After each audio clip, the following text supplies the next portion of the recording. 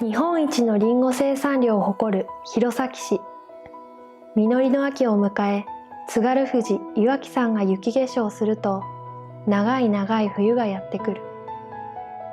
りんご農家たちの剪定が始まります。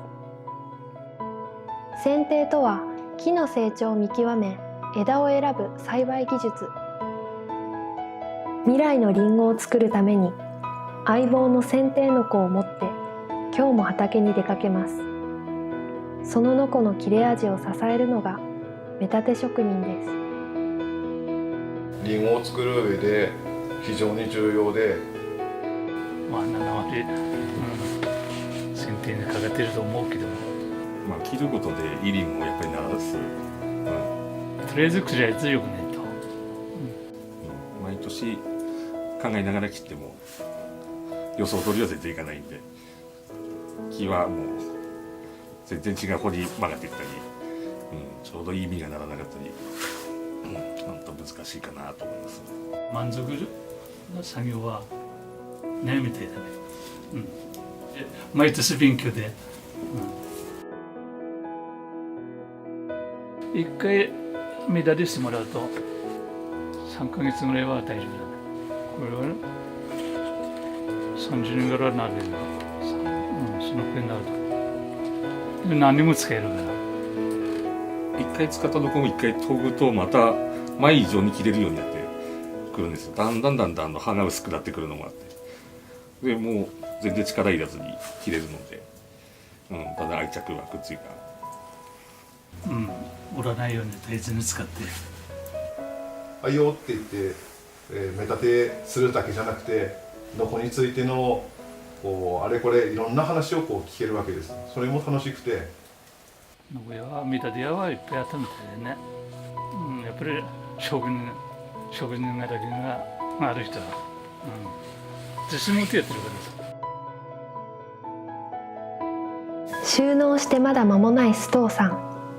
奇跡の連続で実をつけるりんごに魅せられて、この世界に入りました。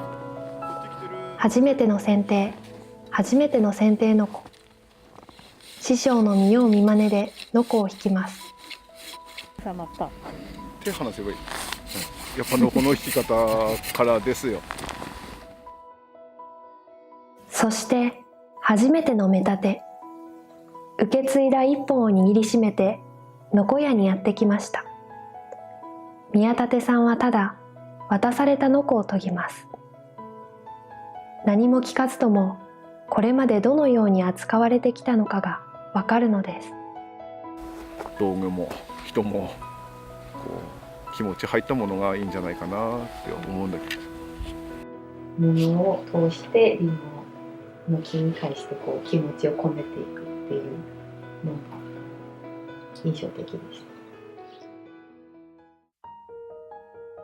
だいたい19の時にさから始めたんです。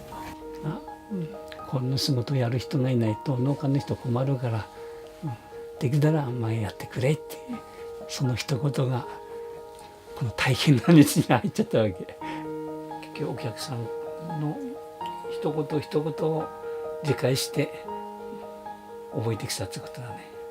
一人一人のね個性に合わせて研げるようになったのがそこなんです。研ぐ角度、絵の角度変わってくるわけ。そしてここで試し見にしてニコッと笑う顔がさ、独特な笑いがするの。自分に合ってるかっていうのがね、喜んで持っててくれるし、よかったって来てくれるしね、畑から今使ってるって電話来る人もいるし。下についていく人もまたその通りいいものを知ってまた一つの指導者になっていってほしいなと思ってるわけ。